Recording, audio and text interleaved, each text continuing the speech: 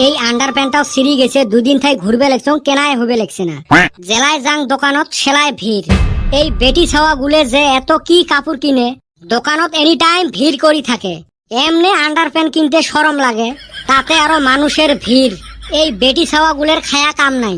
ছাওয়া পাওয়া গুলাক স্কুলত ঢুকি দিয়ে সারাদিন কাপড়ের দোকানত আড্ডা। এমার জ্বালায় কাপড়ের দোকানত সিট পাওয়া যায় না, ওলাটাও শুকি গেছে। এ আব্বা, এক গ্লাস পানি আনিস তো। নিজে উঠি আসি নিয়ে যা। প্লিজ কইসং, আন না এক গ্লাস পানি।